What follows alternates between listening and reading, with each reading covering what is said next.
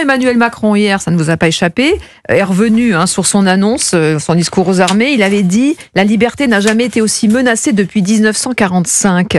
Le président qui souhaite donc mobiliser des moyens financiers, ça n'arrange pas la copie de François Bayrou, mais également des moyens humains dans la défense du pays. Et pour cela, la piste d'un service militaire volontaire est soulevée. Elle a même été publiée hier soir dans la revue nationale stratégique. Une piste que jugeait envisageable le journaliste Jean-Dominique Merchet. Il était hier dans Europe 1 Soir avec Pierre Devineau.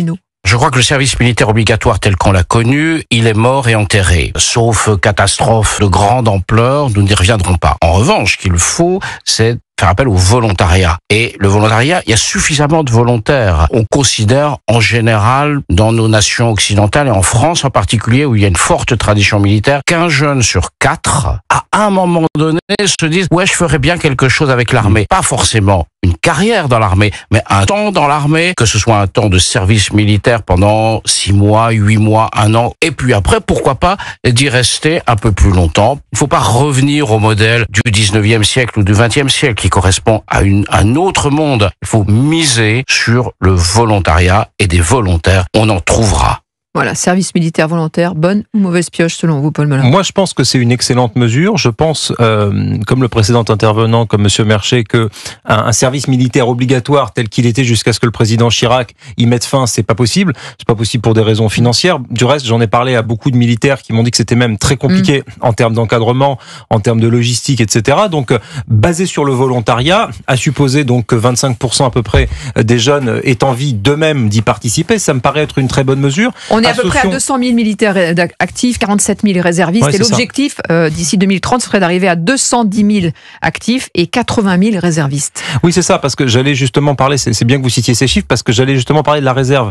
Je pense que c'est une des deuxièmes sources très importantes de développement de nos armées, c'est de développer la réserve. Je pense que si on développe la réserve dans un premier temps et dans un même temps qu'on développe la capacité à faire ce service militaire volontaire, ça peut être très intéressant. Ajoutons à cela qu'au-delà des volontaires, on pourrait aussi imaginer pourquoi pas pour des jeunes qui ont des problèmes de délinquance, de violence ou de trafic de drogue, etc. Ça a longtemps été ça d'ailleurs, le service militaire par le passé. C'était mais là, un peu si c'est basé sur la voie ultime pour ceux qui n'avaient pas leur place. Si c'est pas en bloc et pour tout le monde, ce qui peut être intéressant, vous savez, on parle souvent, y compris à votre micro, des peines, entre guillemets, ou des travaux d'intérêt généraux, ou de tous ceux qui ne vont pas en prison et qui devraient y aller, tous les aménagements de peine, notamment pour des jeunes qui commettent des délits ou de la petite délinquance. Ça pourrait être intéressant pour leur mettre dans le droit chemin que certains d'entre eux se frottent aussi à une discipline militaire pendant un certain nombre de semaines ou de mois. Donc, il y a beaucoup de choses à faire là-dessus et je trouve que cette proposition va dans le bon sens. Jean-Michel Salvatore. Ouais, moi je suis aussi d'accord, c'est une bonne idée, mais je pense que ce service militaire, ça sera pas le service militaire